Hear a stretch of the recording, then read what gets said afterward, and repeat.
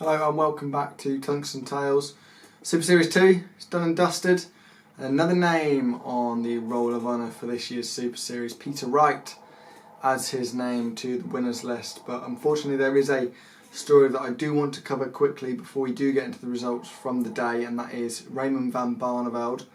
Unfortunately was taken ill during the event. He went out in the second round, losing 6-1, and was marking a game in round 3, I believe. Round 2, sorry. And during the match, he was unfortunately not feeling so well and had to be attended to by medics. Didn't have to go to hospital in the end, and was sent back to his hotel room and obviously monitored for the duration of the event and the day indeed. So best wishes to Raymond van Barneveld. We hope he's back throwing darts and feeling himself sometime soon. So on with the darts, and as I mentioned, Peter Wright was your winner this afternoon, and he's been threatening this over the last few days, to be honest. He's thrown some excellent darts, plenty of 10 plus averages, a couple of losing 10 plus averages, but today was the day where he got the title under his belt. Started off by beating Jack Main 6-1. He's had a couple of games against Jack Main throughout the last few days, then defeated Adam Hunt and Willie O'Connor, very convincing with a 107.8 against the Irishman. 6-5 taken to the last leg by Steve West, then defeated the second Irishman of the day, Steve Lennon, with another huge average, 108.3 this time for the Scot.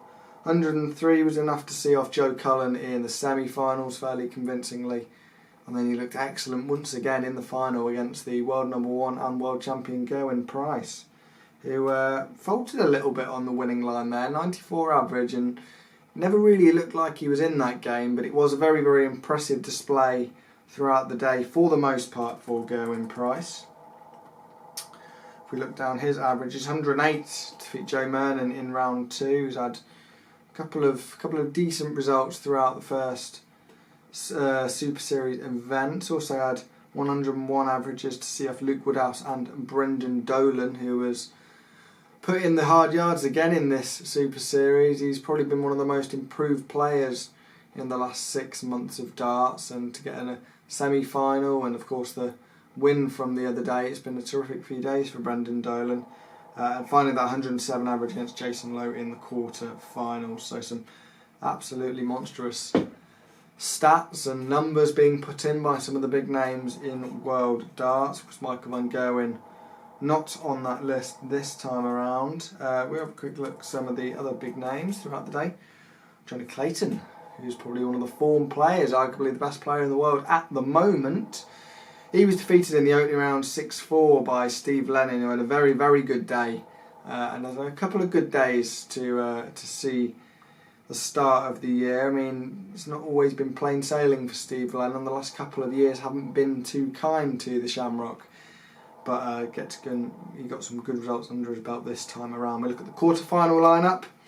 All 4 winners having a 10 plus average in the quarterfinals: Joe Cullen, Peter Wright, Brendan Dolan and Gerwyn Price. I mentioned Steve Lennon. He had a quarterfinal run today. Krzysztof Ratajski put in some very impressive performances throughout the day, but maybe didn't get the results he deserved. And if you look at the top 16, names you might not expect to be there. Kai Fan Lung getting some money on the board. He's got a long way to go to keep his tour card, but a top 16 will at least go some way towards that. Scott Waits getting, I believe, his first last 16 of the season. Could be wrong there. Jelle Klaassen showing some signs of resurgence. Hit 10 plus average earlier in the day, but unfortunately ousted in the last 16 by Ratajski.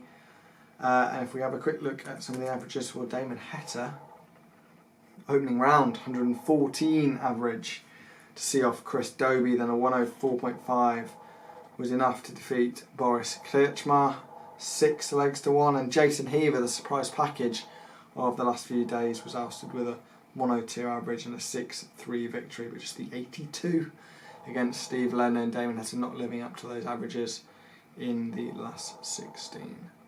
Thank you very much for watching this week. We'll have plenty more interviews and a few other bits planned for next week, so make sure you're subscribed to Tungsten Tales. Don't forget to like the video. if you like what you've seen, and let us know who you think has been the star performer over the last few days in the Super Series. Thank you very much for watching, and we'll see you soon.